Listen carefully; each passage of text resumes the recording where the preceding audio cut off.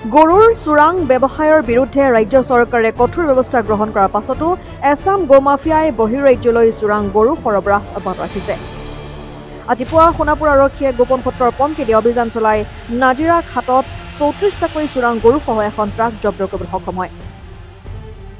নিতৌ ন কৌশল প্ৰয়োগ কৰি গৰু সৰবৰাহ কৰি আছে এছাম অসাধু ব্যৱসায়ীয়ে।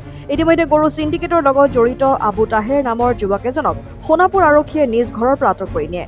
আবু তাহেৰক সোধপোছ অব্যাহত ৰাখিছে এতিয়া সোণাপুৰ আৰক্ষীয়ে।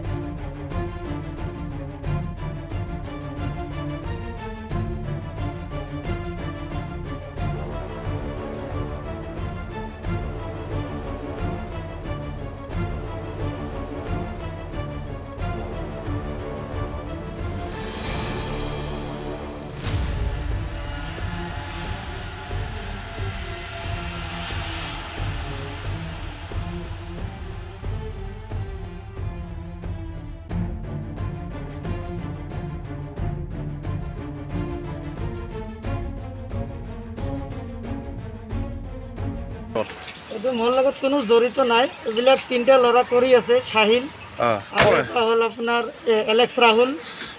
সাহিল ক'ৰ হয়? সাহিল চমতাৰ সাহিল হয় আৰু আপোনাৰ এলেক্স ৰাহুল হয়। সিহঁতে এইবিলাক কাম কৰি আছে, কিন্তু মই বিনা দুখতে মানে এতিয়া আজি জেলত পঠাব মোক। মই এইবিলাক কামত একদম জড়িত নাই, সিহঁতে আছে এইবিলাক কামত। কোনে পাছ কৰা এইখিনি গৰু গাড়ী? আবু তাহেৰ। আবু তাহেৰ ক'ৰ হয়? আবু তাহেৰ নহয়, আবু তাহেৰ। আবু তাহেৰ ক'ৰ হয়? এইটো মই শুনা মতে কপালকাটা হয়। আৰু কোন কোন আছে ইয়াৰ মাজত? ইয়াৰ লগত কোন কোন জড়িত আছে? ইয়াৰ নামটো শুনা পাইছোঁ।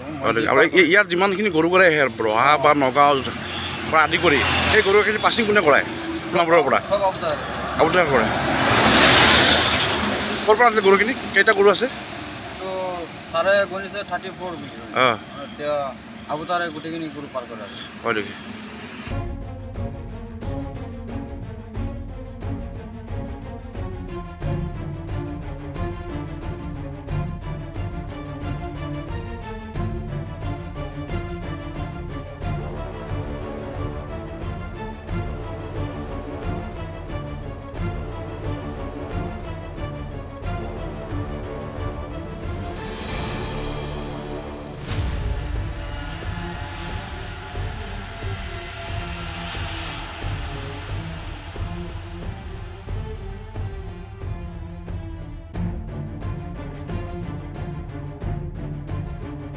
News desk report, democratic Assam.